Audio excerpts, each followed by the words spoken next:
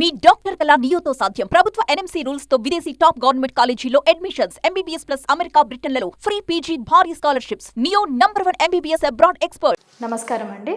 30 రోజుల్లో ఇంగ్లీష్ అనేటువంటి ఈ మన ప్రోగ్రాంలో 5వ రోజుకి స్వాగతం. సో ఇవాళ మనం డిస్కస్ చేయబోయేటువంటి ఏవైతే టాపిక్ ఉందో అది వచ్చేసి sentences of order or command. అంటే ఎవరినన్నా ఆజ్ఞాపూర్వకంగా అంటే కమాండింగ్గా ఎలా చెప్పాలి, అది కూడా చిన్న ఫ్రేజెస్ తోటి, చిన్న ఫ్రేజెస్ తోటి సింపుల్ సెంటెన్సెస్తో ఎలా చెప్పాలి అనేటువంటి దాని గురించి డిస్కస్ చేద్దాము. ఓకే, సో దాని గురించి కొన్ని సెంటెన్సెస్ నేను ఇక్కడ రాయడం జరిగింది. సో ఫస్ట్ది చూసినట్లయితే ఐ సే స్టాప్ అంటే it's like a command or order. I say stop అంటే ఆపు ఇంకా అన్నట్టు అనమాట, ఆపేసేయి అన్నట్టు. నెక్స్ట్ స్పీక్ అవుట్ అంటే చెప్పు. ఎవరినన్నా చెప్పమన్నప్పుడు మనము చెప్పట్లేదు అనుకోండి, గట్టిగా చెప్పండి అంటాం కదా, so that speak out. Okay, next listen అంటే వాళ్ళు మనం చెప్పేది వినకుండా వాళ్ళు చెప్తూ ఉన్నారనుకోండి, కోపంగా గట్టిగా అంటాం కదా, listen or listen to me అంటే ఫస్ట్ నేను చెప్పేది విను అనడానికి listen to me. Okay, wait here అంటే ఇక్కడ ఉండు, నువ్వు ఇక్కడ వెయిట్ చేయి, ఇక్కడ ఆగు అంటాం కదా, దానికి wait here. Okay, next come here అంటే ఇక్కడికి రా అనడానికి కమ్ హియర్. లుక్ హియర్ అంటే చూడు, ఇక్కడ చూడు. టేక్ ఇట్ తీసుకో. కమ్ నియర్ అంటే దగ్గరగా రా. నెక్స్ట్ వెయిట్ అవుట్ సైడ్ అంటే బయట వెయిట్ చేయి అనడానికి.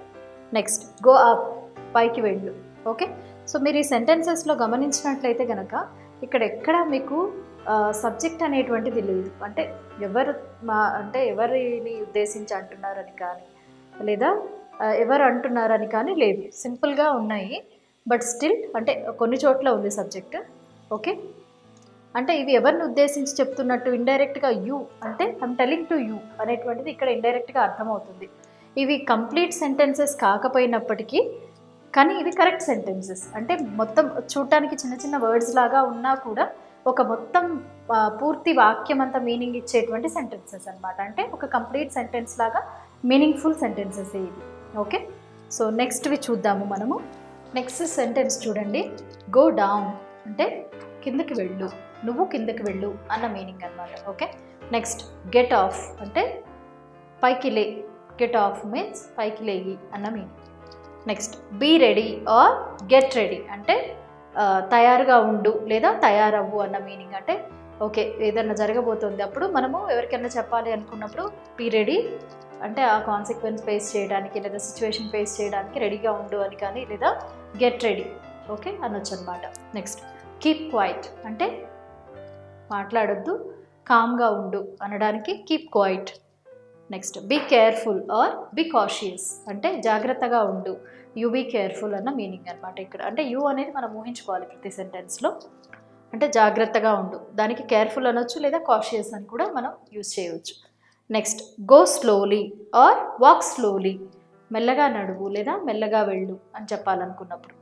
నెక్స్ట్ గో ఎట్ వన్స్ అంటే ఒక్కసారిగా వెళ్ళు, go at once. Next stop here ఇక్కడ ఆగు. గో స్ట్రైట్ అంటే నేరుగా వెళ్ళు అనడానికి.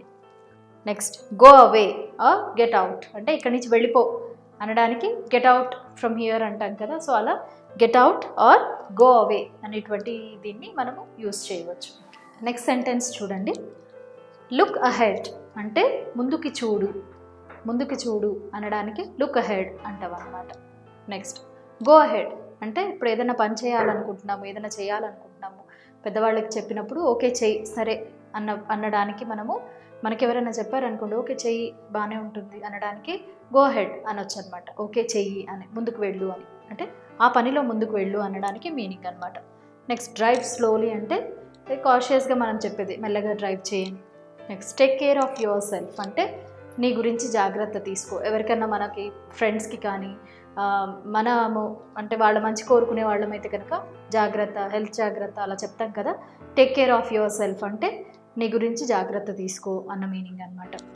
నెక్స్ట్ కమ్ సూన్ అంటే ఎవరన్నా మన ఆప్తులు కానివ్వండి, రిలేటివ్స్ కానివ్వండి, మన దగ్గరికి రావాలి అనుకున్నప్పుడు వస్తాము అంటే త్వరగా రండి అంటాం కదా తెలుగులో, దానికి మనము కమ్ సూన్ అనొచ్చు అన్నమాట. Come soon. Okay.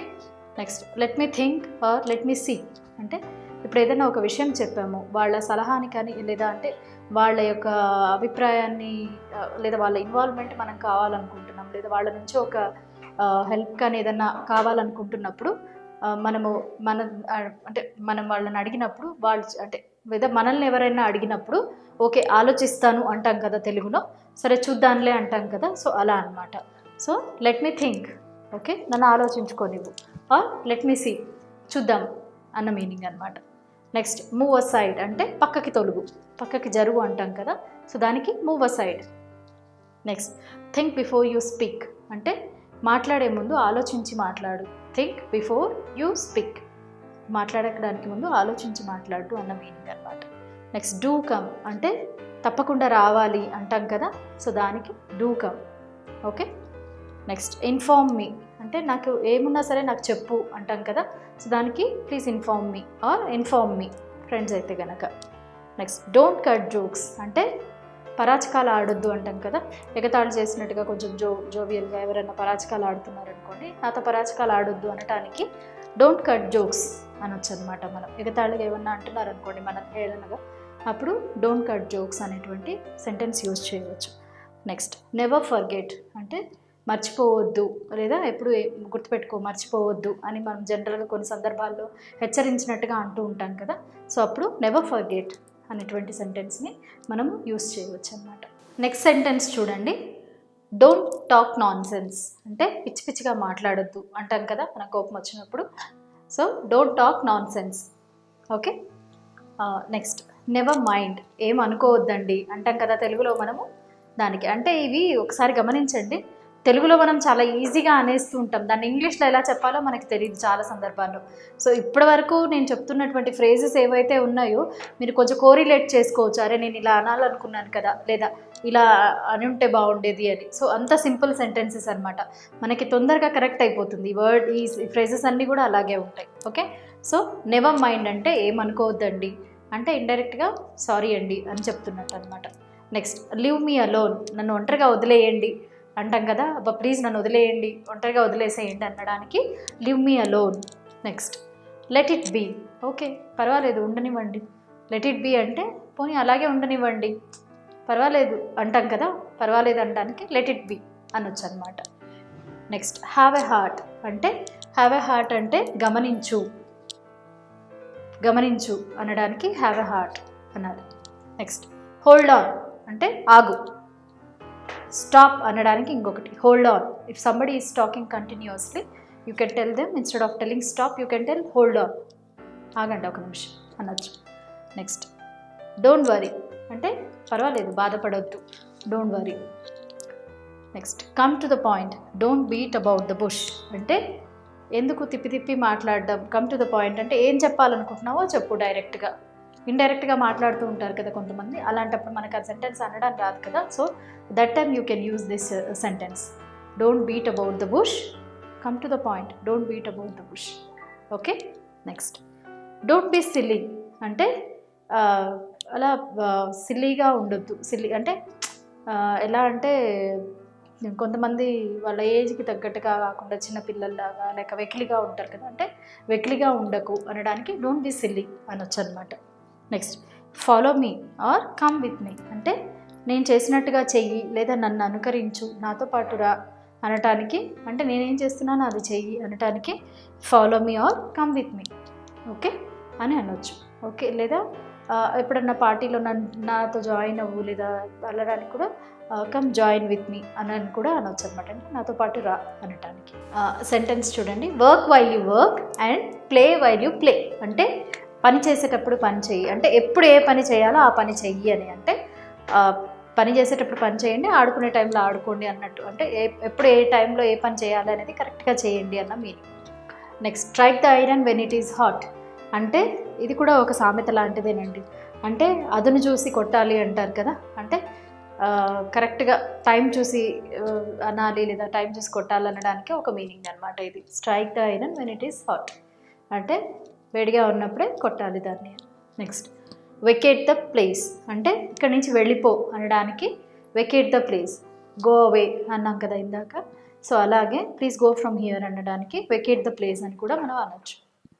Next mind your words అంటే జాగ్రత్తగా మాట్లాడే వర్డ్స్ ఆలోచించు. అంటే తప్పుగా మాట్లాడుతున్నారు అనుకోండి ఎవరన్నా, జాగ్రత్తగా మాట్లాడు అంటాం కదా తెలుగులో, అప్పుడు ఇంగ్లీష్లో mind your words. Or hold your tongue అంటే జాగ్రత్తగా మాట్లాడడానికి ఇది కూడా ఇంకొక meaning, hold your tongue.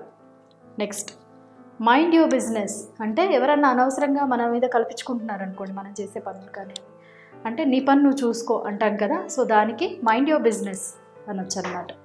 Next have faith in your self అంటే నీ మీద నీకు నమ్మకం ఉంచుకో, అంటే కాన్ఫిడెంట్గా ఉండు. కొంతమంది ఏదైనా పని చేయడానికి వాళ్ళకి భయం వేస్తూ ఉంటుంది ప్రతిదానికంటే, వాళ్ళ కేపబిలిటీ అనేది వాళ్ళకి తెలియదు, అంటే వాళ్ళు ఏం చేయగలరు అనేటువంటిది వాళ్ళకి అవగాహన ఉండదు.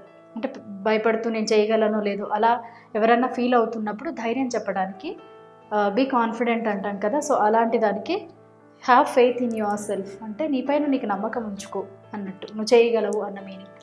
నెక్స్ట్ స్పీక్ యువర్ మైండ్ అంటే మనసులో మాట చెప్పు, మనసులో ఏముందో చెప్పు అనడానికి స్పీక్ యువర్ మైండ్ అనాలి మనం.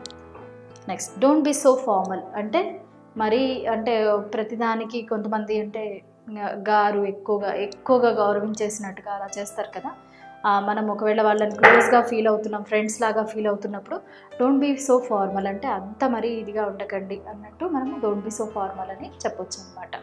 సో ఇక్కడున్న సెంటెన్స్ చూడండి, థ్యాంక్స్ ఫర్ యువర్ హాస్పిటాలిటీ అంటే మీ ఆదరణకు ధన్యవాదాలు. అంటే ఇప్పుడు మనము ఎవరింటికన్నా వెళ్ళాం, వాళ్ళు మనం బాగా చూసుకున్నారు, ఆదరించారనుకోండి, దానికి మనం కృతజ్ఞతగా చెప్పాలనుకున్నప్పుడు థ్యాంక్స్ ఫర్ యువర్ హాస్పిటాలిటీ, మీరు ఇంత బాగా చూసుకున్నందుకు థ్యాంక్స్ అండి అని చెప్పొచ్చు అనమాట. నెక్స్ట్ సెంటెన్స్ చూడండి, డొనేట్ జనరస్లీ అంటే మనస్ఫూర్తిగా దానం చేయండి అనడానికి ఈ సెంటెన్స్ అనమాట. నెక్స్ట్ ప్లీజ్ హెల్ప్ మీ, ఇది చాలా సింపుల్ సెంటెన్స్, నాకు హెల్ప్ చేయండి అనడానికి బదులుగా మీరు సింపుల్గా ఇంగ్లీష్లో please help me, okay. Next be careful, you be careful అనమాట, జాగ్రత్తగా ఉండు అని. Next lend me a hand please అంటే lend me a hand please అంటే డైరెక్ట్ మీనింగ్ తీసుకోకూడదండి. అంటే ఇప్పుడు తనకి ఒక పని అంటే పనిలో సహాయం కావాలి లేదా ఆర్థిక సహాయం కావాలి అనుకోండి, అలాంటప్పుడు please lend me A helping hand అంటాం. సో అలాగే ఇక్కడ lend me a hand please అంటే నీ వంతు సహాయం నాకు ఏదైనా చేయగలిగితే చెయ్యి అనడానికి అనమాట. నెక్స్ట్ ట్రై టు అండర్స్టాండ్, ఎవరైనా చెప్తుంటే వినట్లేదు అనుకోండి, ప్లీజ్ అర్థం చేసుకో, నేను చెప్పేది అర్థం చేసుకో అంటాం కదా, దాన్ని ట్రై టు అండర్స్టాండ్, అర్థం చేసుకో అనడానికి అంటాం అనమాట. నెక్స్ట్ డూ కమ్ అగెయిన్ అంటే మళ్ళీ రా, ఎవరైనా ఫ్రెండ్స్ మన దగ్గరికి వచ్చి కలిసి వెళ్ళిపోయేటప్పుడు మళ్ళీ వీలైనప్పుడు రండి అంటాం కదా, సో అలాంటప్పుడు మనము డూ కమ్ అగెయిన్, మళ్ళీ తప్పకుండా రండి అన్న meaning. Next keep in touch అనేది రెగ్యులర్గా మాట్లాడేది, టచ్లో ఉండు అంటాం కదా, అంటే కాంటాక్ట్లో ఉండు రెగ్యులర్గా అని, so keep in touch. Next better luck next time అంటే ఒకళ్ళు ఏదో ట్రై చేశారు, మిస్ అయింది ఈ టైము, సో నెక్స్ట్ టైం సాధిద్దు కానిలే, పర్వాలేదు నెక్స్ట్ టైం చూద్దాంలే అనడానికి బెటర్ లక్ నెక్స్ట్ టైం, మళ్ళీ ఈసారి ట్రై చేద్దు కానీ అన్న మీనింగ్ తోటి మనము బెటర్ లక్ నెక్స్ట్ టైంని యూజ్ చేయవచ్చు.